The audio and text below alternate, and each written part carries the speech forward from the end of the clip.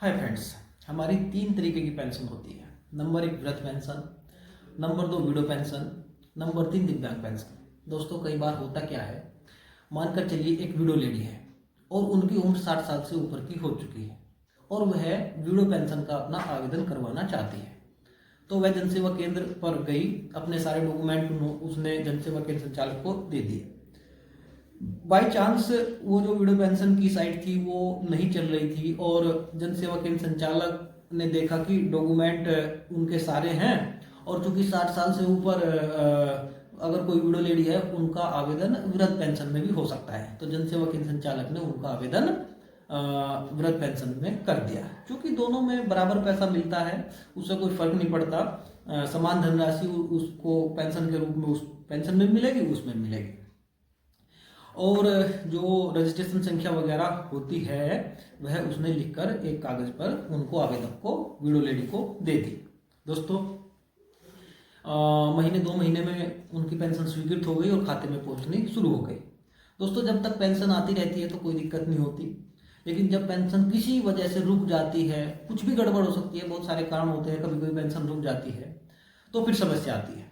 अब मानकर चलिए उसी विडो लेडी की पेंशन रुक गई और उन्हें यह पता है कि उनकी विडो पेंशन है, लेकिन चूंकि उनकी विडो पेंशन है ही नहीं, उनकी तो वृद्ध पेंशन है। तो ऐसे में जब वह अपनी पेंशन का स्टेटस चेक करवाने प्रोबेशन विभाग में जाएगी, क्योंकि विडो पेंशन प्रोबेशन विभाग देखता है, महिला कल्याण विभाग इसको हिंदी में बोलते हैं प्रोबेशन विभाग को।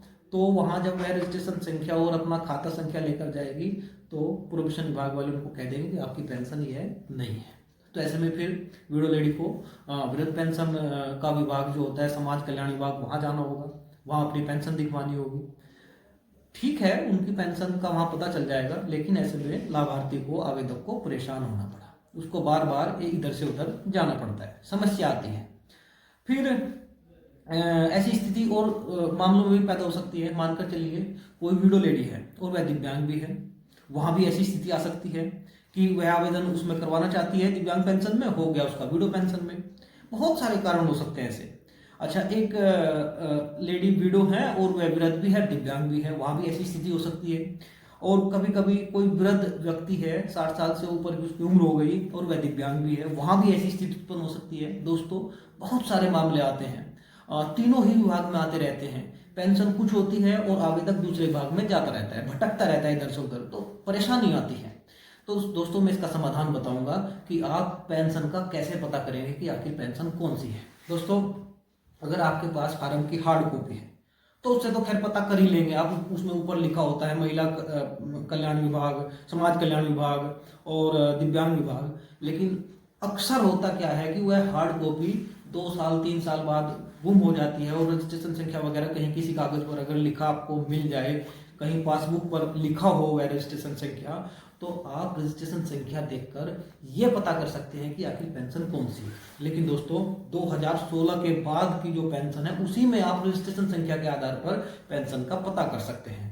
2016 के बाद ऑनलाइन आवेदन होने शुरू हो गए थे और वह 12 डिजिट का रजिस्ट्रेशन संख्या होती है और उस रजिस्ट्रेशन संख्या में अगर लास्ट में 1 है तो आपकी पेंशन होगी वृद्ध पेंशन। उसके लिए आपको समाज कल्याण में जाना होगा पेंशन का स्टेटस दिखवाने। अगर रजिस्ट्रेशन संख्या के लास्ट में 2 है तो पेंशन होगी विडो पेंशन। तो प्रोबेशन विभाग यानी महिला कल्याण विभाग में आपको पेंशन का स्टेटस दिखवाने जाना होगा। और अगर लास्ट में 3 है तो पेंशन होगी दिव्यांग पेंशन, तो आपको दिव्यांग विभाग में पेंशन का स्टेटस दिखवाने जाना होगा। दोस्तों मैं आपको 2-3 फोटो दिखाऊंगा, आप देख सकते हैं। यह आप देख रहे हैं स्क्रीन पर, ऊपर दिव्यांग विभाग लिखा हुआ है, तो यह दिव्यांग पेंशन है और इसमें देखिए आप यहाँ लास्ट में 3 है।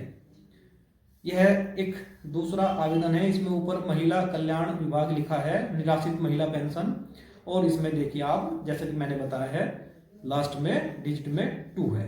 एक ये दूसरा आवेदन है, आप देख सकते हैं। यह है समाज कल्याण विभाग में वृद्ध पेंशन है और लास्ट में डिजिट में 1 है।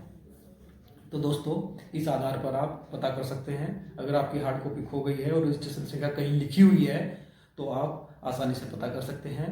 और अगर आप यह वीडियो कोई आवेदक सुन रहा है या उनके परिवार वाले सुन रहे हैं तो आप इस बात का विशेष ख्याल रखें, 2016 के बाद के जितने भी आवेदन हैं उनमें इसी सीरीज के आधार पर आप पेंशन का अनुमान लगा सकते हैं। धन्यवाद दोस्तों।